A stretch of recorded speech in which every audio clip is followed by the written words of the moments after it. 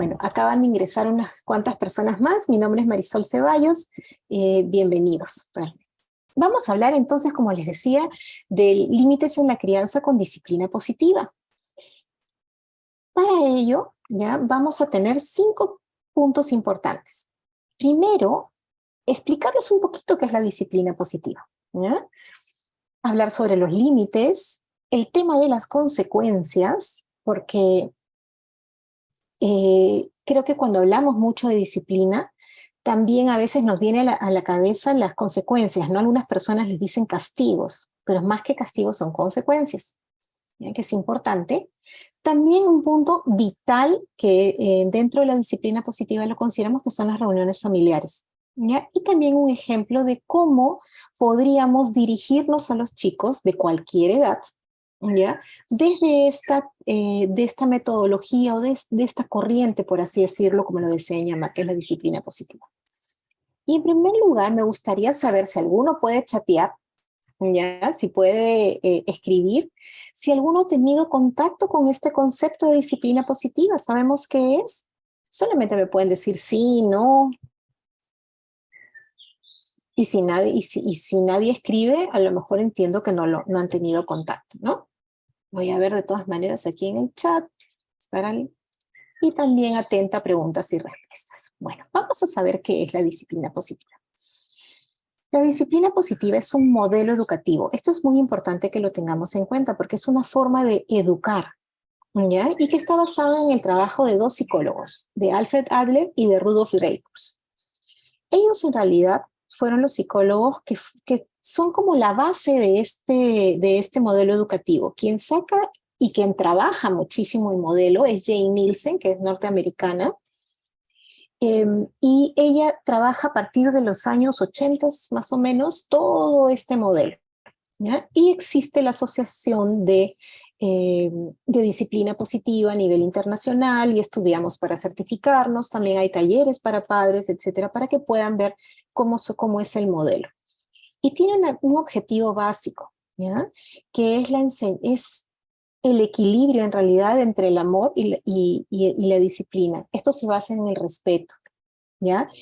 ¿Qué es lo que desea? Que las personas seamos siempre responsables, personas de bien, que podamos ser respetuosos, que tener recursos, ¿no?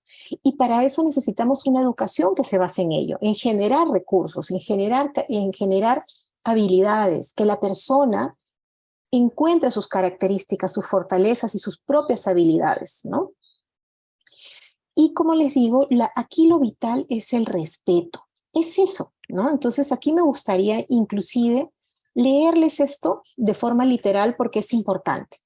La disciplina positiva está basada en la comunicación, el amor, el entendimiento y la empatía para disfrutar de las relaciones familiares y enseña las herramientas a los padres para entender el comportamiento de sus hijos, incluso cuando no es adecuado, y reconducirlo con respeto, sin luchas de poder y de un modo siempre positivo, ¿no? Eso se los tenía que leer porque en realidad eso es en sí la disciplina positiva, ¿no? Basada en comunicación. Acuérdense siempre que aquí tenemos que ver comunicación, respeto, ¿ya? Y entendimiento. Entender por qué las personas nos comportamos de cierta forma, ¿ya? Ahora, el entenderlo no quiere decir que vamos a avalar algunas conductas que no son las más adecuadas, ¿sí? Pero en esto es importante que nos basemos. Ahora, hay 5 criterios básicos, ¿ya? Para la disciplina, para la disciplina es importante. En primer lugar, uno es la conexión. Y de eso vamos a hablar un poquito ahora porque tiene que ver en cómo nos tenemos que conectar con nuestros hijos. Y el conectarse es entenderlos y tener esa empatía necesaria como para validar las emociones que pueden tener y saber guiarlas. O sea, la conexión va a ser lo vital.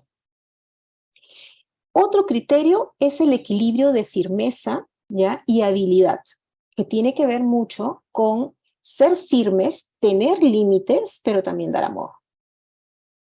Yo siempre digo que es una frase que es bien sencilla. Cuando nosotros impartimos una disciplina, cuando estamos educando,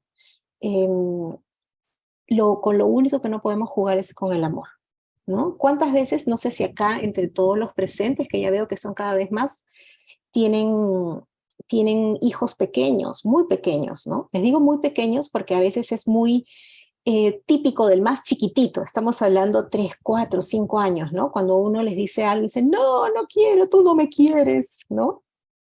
Y a veces pensamos que está haciendo su drama, ¿no? Y decimos, ay, Dios mío, pero en realidad puede ser que él sienta eso porque, claro, es muy chiquito y todavía es muy concreto.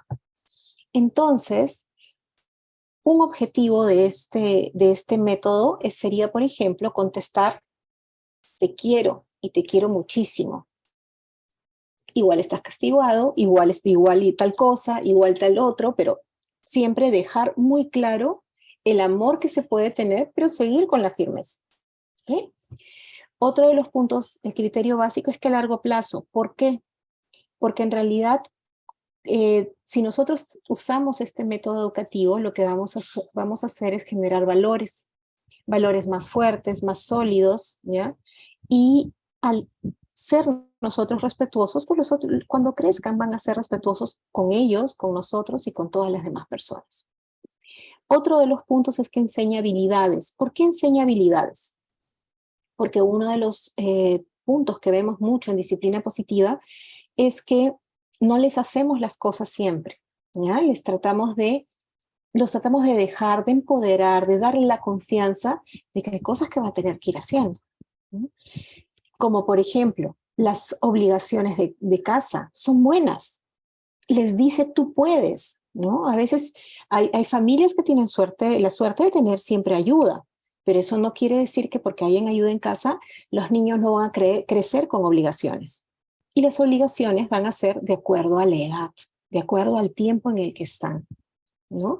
Si yo quiero que uno de 3, 4 añitos me ponga la mesa, está bien, siempre y cuando ponga los individuales, por ejemplo, ¿no? No le voy a dar los cuchillos a alguien tan chiquitín, ¿no? 3 añitos, pero sí me podría ir agarrando con el individual y esa podría ser su tarea.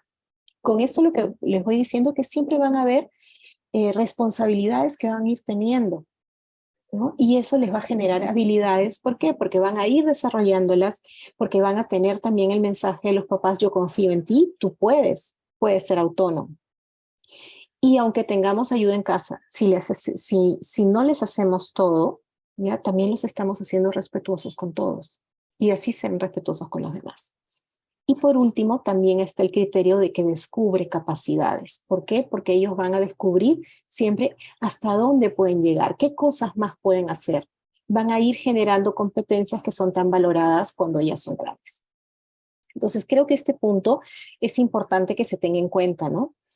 Estos 5 criterios son vitales. Y otro punto importante es que acuérdense que esto, el que se llame disciplina positiva, no quiere decir que va a haber un control excesivo, ¿ya? El tema es que siempre vamos a pedir el equilibrio.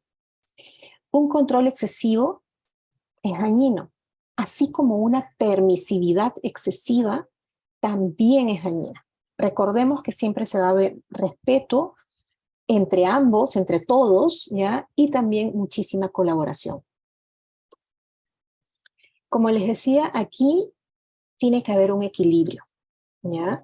Tratemos de recordar el ejemplo que hice al inicio, ¿no? Cuando les decimos sí, ¿no? Uno pequeño dice, no me quieres porque tal cosa, no, te quiero y te quiero muchísimo. Porque los padres y madres quieren mucho a sus hijos, ¿ya? Pero igual tengo que ser firme. Entonces, ese es el equilibrio. Firmeza, amor, equilibrado y siempre con un poquito más de amor. ¿Cómo conectamos? Y estábamos hablando, y voy a retroceder aquí. ¿Se acuerdan cuál es uno de los criterios básicos de la disciplina? El primero, el vital, es la conexión. Y esta conexión la vamos a lograr de formas diversas, a través de las rutinas que tengamos, porque les vamos a dar seguridad, a través de los mensajes de amor, autocontrolándonos, pero hay un punto importante que tiene que ver mucho con la conexión y que tiene que ver con la educación y son con los límites. Y son estos límites de los que vamos a hablar hoy día. Los límites, aunque no lo creamos, nos conectan con los chicos y los límites son vitales para conectar con ellos y para educar. Hay una pregunta que yo siempre hago, ¿no? Y me gustaría saber si alguno se anima a chatear, ¿no? Y a contestarla. ¿Qué es lo que ustedes desean? ¿Cómo quieren que sean sus hijos cuando sean grandes? ¿Alguien podría escribir? ¿Cómo les gustaría que sean sus hijos cuando sean grandes? Anímense para que no sea un monólogo mío.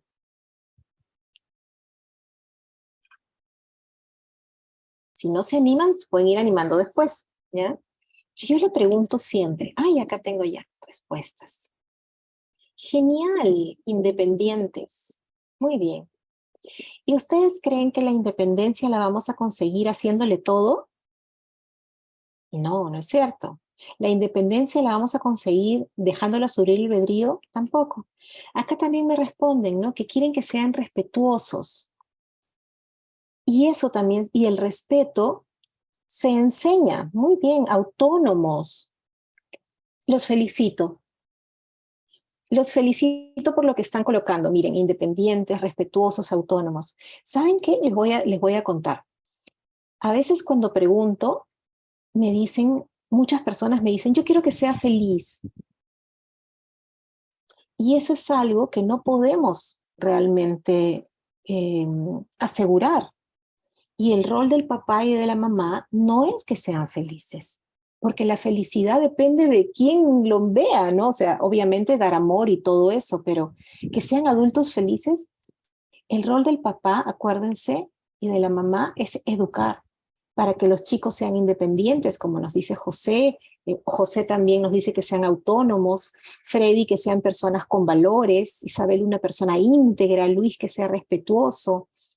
Para lograr todo esto, ¿ya? Los padres educan, ¿no? Y esa es la gran labor de un papá, educar. Y para lograr todo esto, parte de la educación están los límites, ¿ya? Una de las cosas que yo veo a veces es que los padres o madres a veces no les ponen límites por algo. Y es lo que yo veo, ¿no? Otros psicólogos pueden ver otra realidad también, porque no solamente es lo que uno lee, es lo que ve en las personas, ¿no?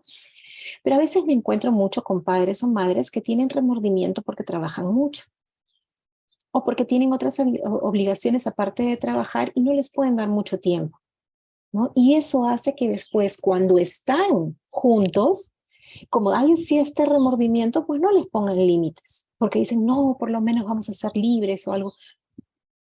Ese al final es un error, ¿ok? Es un error, porque en realidad así estemos poquito tiempo, ¿ya? Los tiempos tienen que ser de calidad, aunque suena trillado a veces tiempo, calidad, tiempo, pero en realidad es así, los tiempos tienen que ser de calidad y también tienen que recibir límites, ¿ya? Y saber que estén o no estén padre o madre en casa, se tienen que respetar, ¿no? Los límites es igual a guiar, a educar. ¿Por qué es igual a guiar, educar? Porque cuando nosotros le damos un límite, le estamos enseñando también valores, le estamos enseñando las cosas que están bien, están mal. Por ejemplo, si yo quiero que sea respetuoso, pues no puedo permitir que de pronto, porque quiere conseguir algo, le pegue a otro niño. Tengo que explicarle que está mal, ¿no es cierto? Entonces, tenemos que ponerle ciertos límites. Y los límites también pueden ser muy variados. Si quieren, después conversamos, si tienen una pregunta al respecto, ¿no? De cuánto tiempo tienen que estar con el celular, de los que ya pueden tener, cuánto tiempo pueden estar en videojuegos, cuánto tiempo pueden estar en esto, cuándo es que tienen que hacer sus tareas, etcétera. Porque eso los va a educar, acuérdense, les va a decir qué es lo que está bien, qué es lo que está mal, ¿ya? También les va a dar una idea, ¿ya? De qué puede ser riesgoso y qué no. Y al darle estos límites también les estamos transmitiendo a que ellos descubran sus capacidades y sus habilidades, ¿ya? Y que las puedan desarrollar.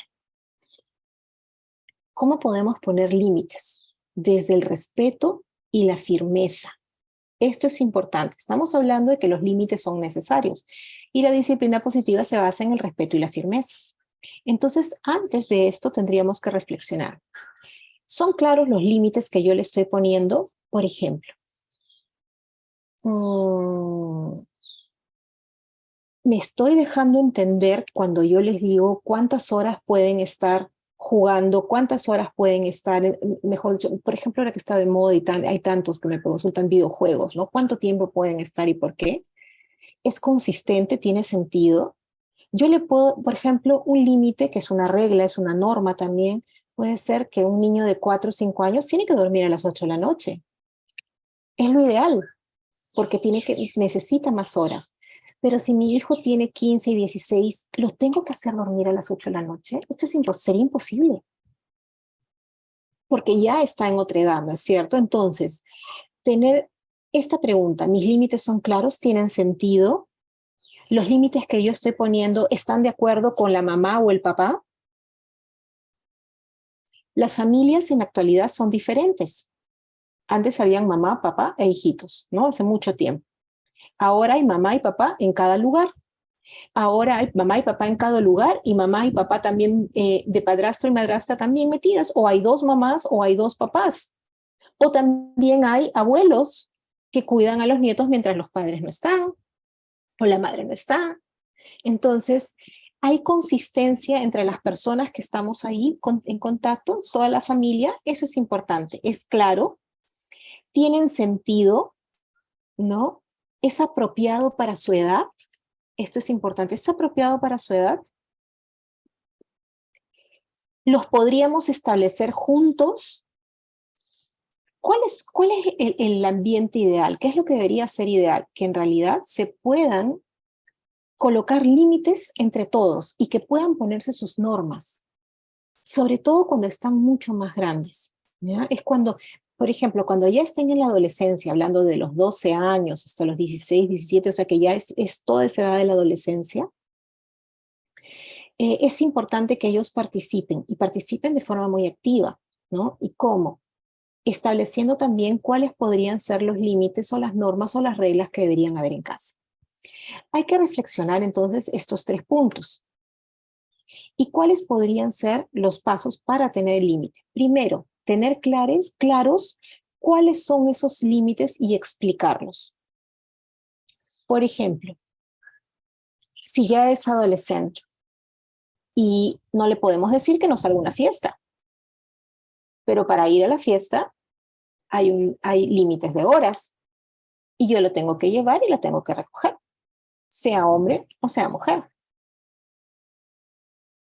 Eso es así. No voy a esperar que a los 15 años, por más que me diga, ay, nos vamos a ir todos en taxi y llegamos, no. No es porque no se les tenga confianza, es porque es parte de nuestro rol como papás cuidarlos, toda su etapa, ¿sí? Informar por qué es importante, ¿no? Y tratar de evitar el lenguaje negativo, ser mucho más positivo. ¿Qué pasa si nos dicen, por ejemplo, con este límite que les digo, yo te voy a llevar, te voy a recoger a tal hora? Ah, pero es que no me tienes confianza, ¿por qué no me dejas ir sola? Te tengo mucha confianza, pero a la edad que tienes todavía necesito acompañarte, todavía te tengo que llevar porque hay peligros, etcétera, se les puede explicar como ustedes deseen, ¿no? Pero explicar el por qué y no decir que no se les tiene confianza, ¿no? Porque en realidad yo creo que ustedes sí confían en sus hijos, todos confiamos, pero también hay que enseñarles que no todo va a ser color de rosa y que también tenemos que protegerlos, ¿no? Usar empatía. Eh, Esto es importante, ¿ya? La empatía, cuando uno fija límites, no es ceder, sino es conectar. Y al conectar, estamos, por ejemplo, validar emoción. Por ejemplo, sigamos con este caso de que quieren ir solos. Uno le puede decir, yo te entiendo, también tuve 15 años, entiendo cómo te puedes sentir, entiendo que que sientas esta sensación, esta emoción de tristeza, quizás porque sientas que yo no te estoy teniendo confianza. Sin embargo, te digo que sí te tengo confianza. Entiendo cómo te puedes sentir, pero soy tu mamá, soy tu papá y tengo que acompañarte. Más adelante ya lo podrás hacer sola o solo, ¿sí? También podemos negociar, ¿no? Y esto va a depender de acuerdo a las edades, ¿no? Si yo tengo un niño de 10 años o una niña de 10 años que va a una fiesta infantil, obviamente no la voy a recoger a la 1 de la madrugada, ¿no es cierto? Por más que quiera negociar. En cambio, sí podría negociar con tiempo si son adolescentes. O si es pequeño, ¿no? Podemos negociar de 4 años, 3 años, inclusive hasta la ropa que se va a poner. Yo te exijo, yo te doy esta y si tú eliges cuál quieres, ¿no? Hay negociaciones que sí podemos hacer. Y aquí es importante, ya que hemos hablado de cómo fijar límites que tiene que ver con conectar, con no exceder, sino conectar teniendo empatía. También el límite puede tener una consecuencia si es que se traspasa, si es que realmente ya no está. Y esto es importante que tengamos en cuenta. Cuando hablamos de consecuencias, ya hablamos de entender pero explicar, más que de castigo. ¿Cuándo podría haber un castigo, entre comillas, pero se valida como consecuencia? En realidad, inclusive cuando los mismos chicos deciden qué es lo que va a suceder. Miren, hace un tiempo estuve en terapia familiar con una familia, muy simpática la familia, con 3 adolescentes. Y tenían muchas normas en realidad, ya demasiadas normas, ya era como muy cronometrado el tema, ¿no? Entonces, al final se decidió en familia cuáles eran los límites que iban a tener de acuerdo a la edad y cuáles iban a ser las normas. Y que ya no eran tantas, sino más chiquitas, y quienes pusieron sus consecuencias fueron los mismos chicos. Eso lo consiguen en las reuniones familiares que vamos a ver más adelante. Lo importante es que sea la edad que sea, ¿ya? Hay cosas que no debemos de hacer, pero si las hacemos en realidad también somos seres humanos, ¿ah? Tranquilos, no es que vaya a ser tan terrible, pero si es cotidiano es lo terrible, ¿ya? Si pasan algunas cosas que queremos corregir, sermonear, el bendito sermón, no funciona. Sinceramente, no va a funcionar el sermón porque les va a entrar por acá y les va a salir por allá y encima van a sentir que estamos diciendo solamente bla, bla, bla, bla, bla, ¿ya? Y eso va a pasar a cualquier edad. Y mientras más grandes sean, inclusive estas se pueden molestar más, ¿no? Entonces hay que evitar el sermón, las comparaciones. Tu hermana, tu hermano, tu primo, tu prima, si no hacía esto, tú lo estás haciendo. Esas cosas no les van a funcionar, ¿ya? Hay que ser muy concretos. ¿Qué es lo que ha sucedido? ¿Qué es lo que habíamos coordinado? ¿Qué es lo que habíamos acordado? Empatía, en el sentido de, como dice al final, validar los sentimientos y saber que a veces hay cosas que les pueden afectar. Entender que a veces un adolescente, por ejemplo, pasa por presión de grupo, ¿no?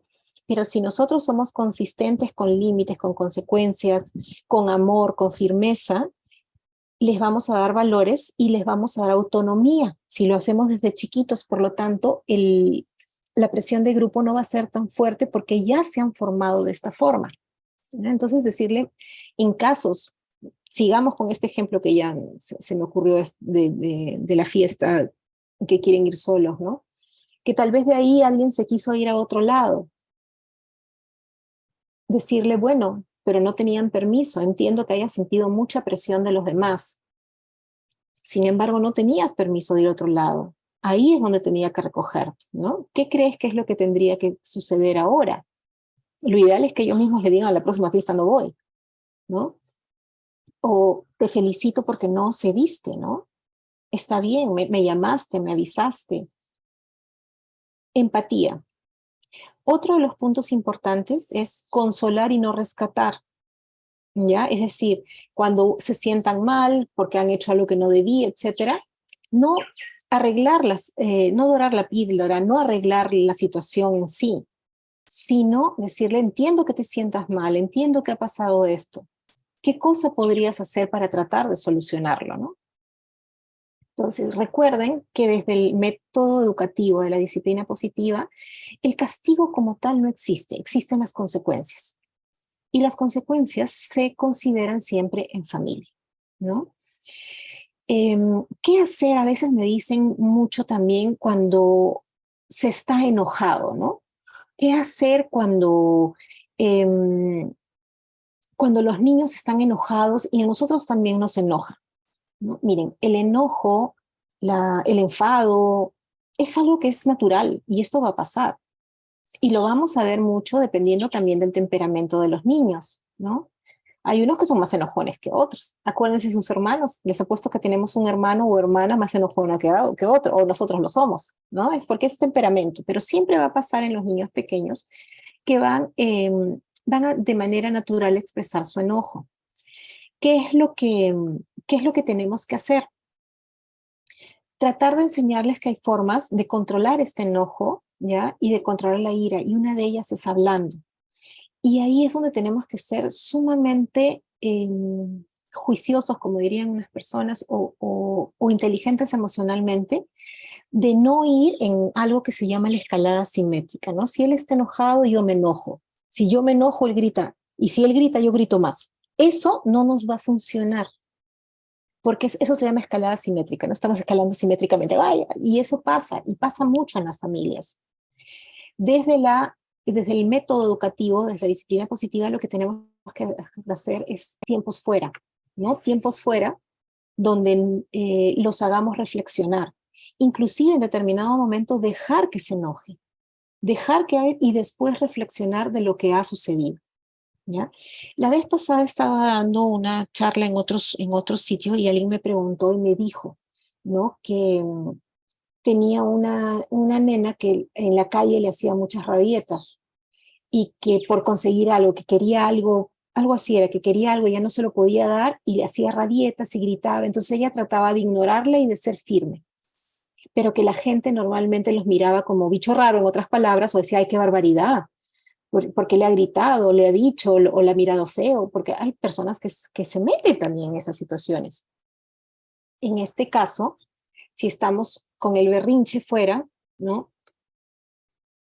Entendamos que por algo es también, lo puede estar sintiendo, tenemos que ser firmes, muy firmes, e inclusive sacarlos del lugar en el que están, así lloren y pataleen, se pierden la situación simpática en la que estaban, y después de un tiempo, cuando ya se le pasó, hacerla reflexionar. Si le hubiera hecho caso a mamá, si le hubiera hecho caso a papá, que no se podía comprar en ese momento, pero podían hacer otra cosa, no se hubiera perdido el momento. Espero dejarme entender con esto, si no pueden abrir también su chat, y porque es importante, ¿ya? Tratar siempre de que cuando hay enojo, no ir con escalada simétrica, porque es lo que va a ser más difícil, sobre todo cuando estamos poniendo el límite. Acuérdense que hay 6 pasos importantes ante el enojo. Primero, acuérdense que ustedes son su modelo. Nosotros somos el modelo. Y cuando el modelo también pierde la paciencia, también tiene que pedir disculpas, ¿ya? Porque eso es lo que le vamos a preguntar. Conectar. ¿Y cómo vamos a conectar? Sintiendo empatía, validando la emoción. Pero tenemos que actuar. ¿Cómo actuamos? Llevándolo donde estaba, dejándolo solo, respetando sus tiempos libres, no sermoneando, pocas palabras, indicando lo que se debe hacer, y cuando ya haya pasado, dar alternativas de manejo. ¿Ya? Estas son las cosas que tendríamos que considerar.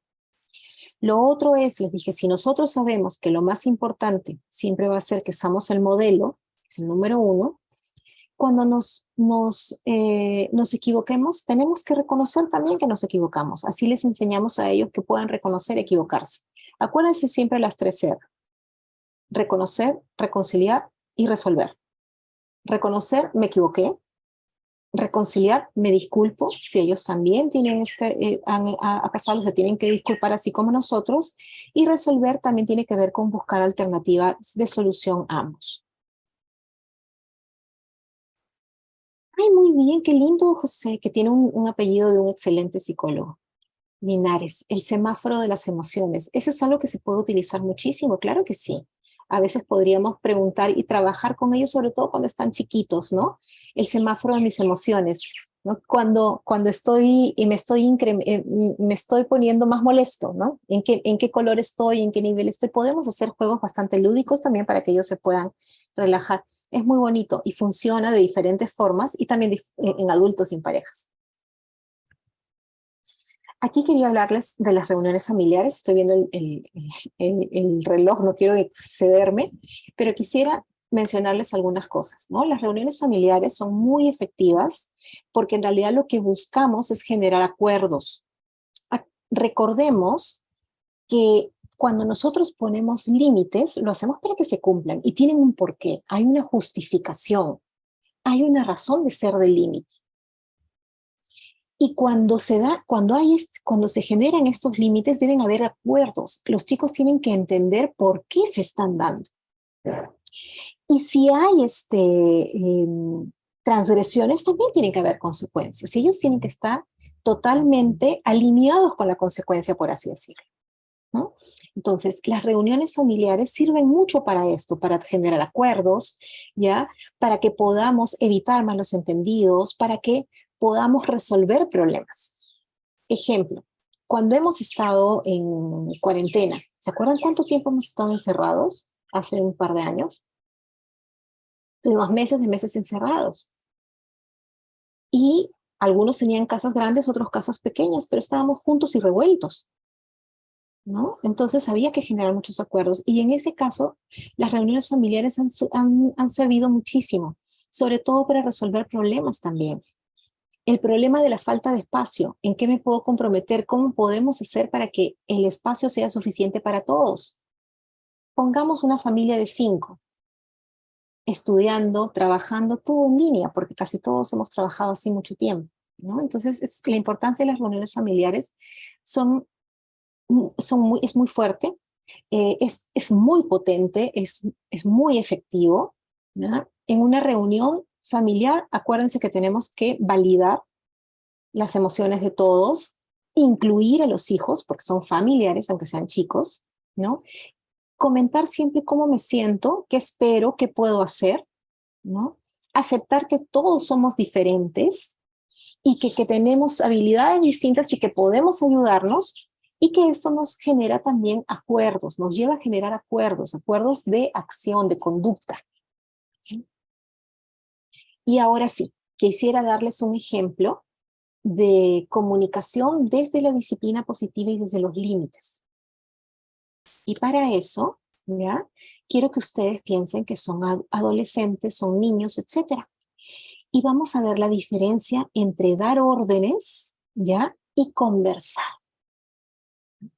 ¿Qué pasa si todo el día estoy ahí detrás de ellos? Miren ustedes la diferencia. ¿Qué pasa si yo les digo, ve a ducharte, ya haz tus deberes, no olvides tu uniforme, deja el teléfono, deja de pelear con tu hermano, recoge tu ropa, ponla en la canasta al día siguiente, recoge tu ropa, ponla en la canasta, no dejes la ropa en el piso, báñate, deja de gritar. Si nosotros damos órdenes, que es muy humano, sobre todo cuando hemos estado mucho tiempo encerrados, es humano perder la paciencia, ¿ya? Tampoco es para flagelarse. Tendríamos que hacernos la pregunta, ustedes que son adultos acá, ¿qué estaban pensando, sintiendo y diciendo al escuchar las frases que padres o madres podrían decir así como yo las he dicho? Siendo adultos, ¿cómo se sentirían siendo pequeños, no? A ver, ¿hay alguien que me está escribiendo? Mire, José, también lo que estaba sintiendo es qué mandones. Por supuesto, lo que pueden sentir es qué mandones. Y si nosotros vemos acá, si ustedes se ponen en ese lugar, hay algo que realmente después de escuchar eso, ¿ya? Consideraríamos que estamos aprendiendo. Si le decimos todo el tiempo, deja de pelear, haz esto, haz el otro, lo más probable es que no necesariamente los estamos haciendo autocontrolados, resilientes, solidarios, cooperadores. No, no. Fastidiados, también me dice otra persona, eso es lo que se van a sentir, ¿no? Entonces, eso es importante. Y si nosotros nos sentimos así, probablemente hay algo que nos dan de hacer, nos dan ganas de hacer, como negarnos, si son adolescentes, desafiar, si son más chiquitos, berrinche, gritos, ¿no? Irse del lugar. Esas cosas pasan. Acá también me dicen disco rayado, eso piensan. Eso piensan. Son bien empáticos los que están hoy día, porque sí saben lo que piensan los chicos. Ahora miren la diferencia desde el modelo educativo, ¿ya? Porque acuérdense que es un modelo y podemos estudiar, ¿ya? Miren la diferencia. ¿Qué dicen tus amigos cuando estás sudado y oloroso? Ah, ojo, paréntesis. Todos tenemos nuestra etapa de cochinitos, ¿sí o no? La hemos tenido. El 99% de las personas la hemos tenido cuando éramos unos chiquitos, ¿no es cierto? Y está más o menos entre los 8 años, más o menos, ¿no?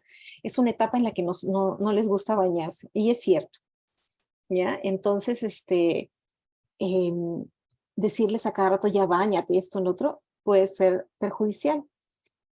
Pero si les decimos, ¿qué te dicen tus amigos cuando estás sudado y oloroso? ¿Qué pueden pensar cuando estás así, oliendo raro? ¿Mm? El mensaje es otro. Lo estamos haciendo reflexionar, ¿ya? ¿Revisaste si tienes todo listo para mañana? ¿Las tareas están completas? Ojo, esto es en cierta edad. Cuando ya son más grandes, no tenemos que estar presionándolos, por así decirlos, porque si lo hemos hecho de chiquitos, si hemos de chiquitos les hemos dado este modelo, pues obviamente deberíamos de pensar que van a ser responsables, aunque no todos van a ser tan, eh, muy buen punto. Miren, aquí alguien me pregunta, pero si el baño es castigo, ¿cómo se va a bañar? Por supuesto, el baño no puede ser un castigo. Muy bueno, José, muchas gracias por colocarlo. El baño no puede ser un castigo, miren. Si las cosas las ponemos como castigo, ¿ya? Entonces no van a ser positivas. Y el baño es higiene, va a estar sano. Entonces el mensaje, en este caso como ejemplo, ha podido ser que dicen tus amigos cuando estás sudado y oloroso, pero también le podríamos decir, sabes que si no te bañas, puedes agarrar más microbichitos que están ahí, porque eso va a pasar cuando son chicos. Cuando ya son adolescentes, por ejemplo, ya les entra la pretensión. Y sobre todo si ya están en esa fase en la cual les gusta alguien, un niño o una niña. Entonces sí van a querer bañarse. Pero hay una etapa cuando tienen más o menos 7 años que de verdad la mayoría no se quiere bañar. Es una etapa muy bonita también, ¿no? Pero si los obligamos al baño, a bañarse, esto, lo otro, no lo van a ver como algo positivo, ¿no? Sino lo van a ver como castigo. Y ahí viene un paréntesis, si tengo tiempo, no sé. Un paréntesis. A veces me han hablado muchas personas que dicen, lo mejor es que cuando está en rabieta o esto, hay que meterlo a la ducha fría. No, señores, eso es terapia de shock. Si queremos hablarlo, de usar un nombre de ese estilo. No va a funcionar, no puede funcionar en ese momento en el sentido de que va a estar así, ¿no? Porque entonces el agua fría.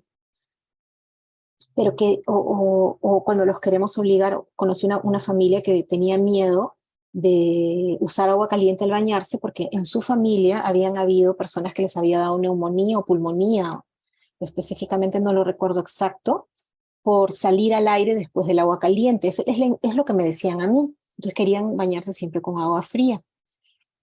Pero no es tan fácil, o sea, es una idea que quizás tenga un concepto médico, sinceramente eso no lo sé, es lo que me dijo la familia, ¿no? Pero para los niños era muy difícil.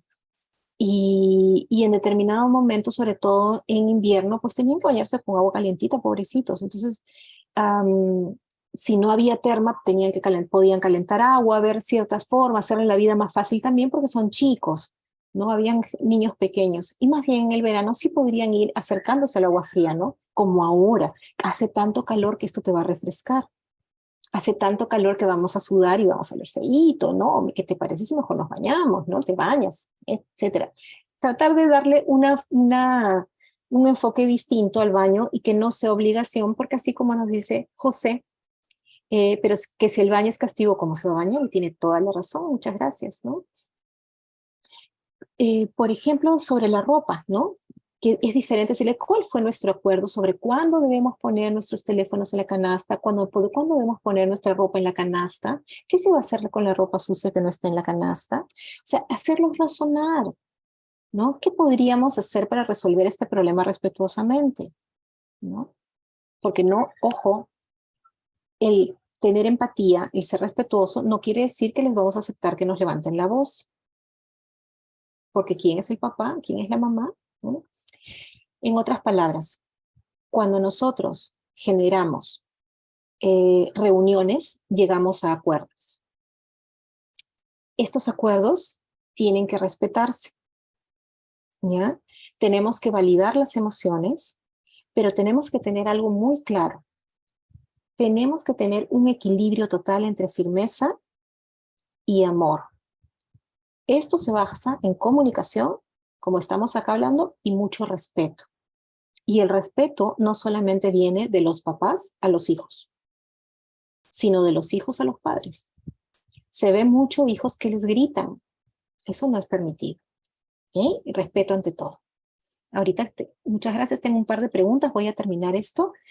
Si nosotros escuchamos preguntas que nos hagan razonar en vez de órdenes, lo más probable es que sí estemos aprendiendo a ser respetuosos y cooperadores, sí expresar emociones, etc.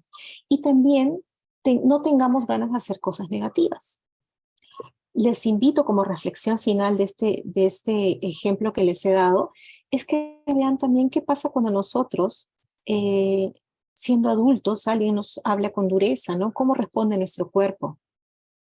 ¿Cómo respondemos ante una comunicación mucho más respetuosa, ¿no? El respeto nos va a llevar a cooperar. Y eso es lo que se basa la disciplina positiva y por eso son tan importantes los límites. Uy, este caso sí es un poco complicado, porque aquí es tener un poco de paciencia con la niña. Hay que ver exactamente qué es lo que puede estar sucediendo. Hay niños que tienen mayor apego, otros son más desapegados en el sentido de que ven el beneficio de jugar. Quizás la niña está muy apegada a los papás, quizás es tímida y necesita un poquito más de tiempo. Y no, como les digo, las terapias de shock no funcionan, no es que uno la deja ahí nada más.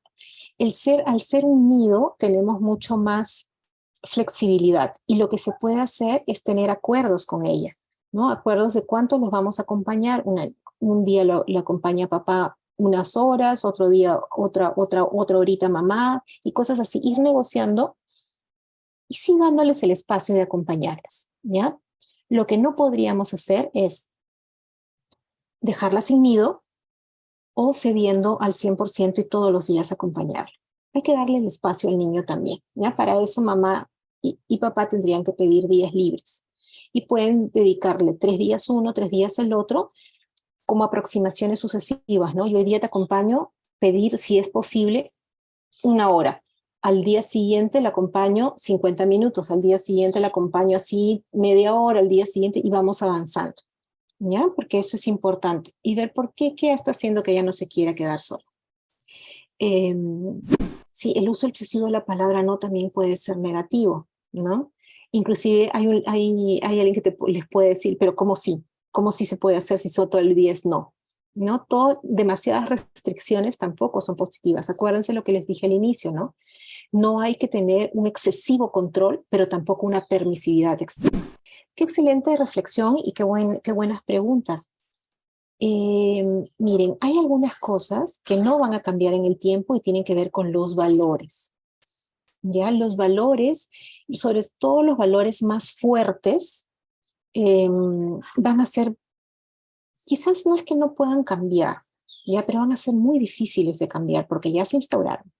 Por ejemplo, si vamos a irnos a un extremo total, ¿no? Si hay un padre o una madre que está acostumbrado a robar, pues lo más probable es que el niño o niña vea que el robar es normal.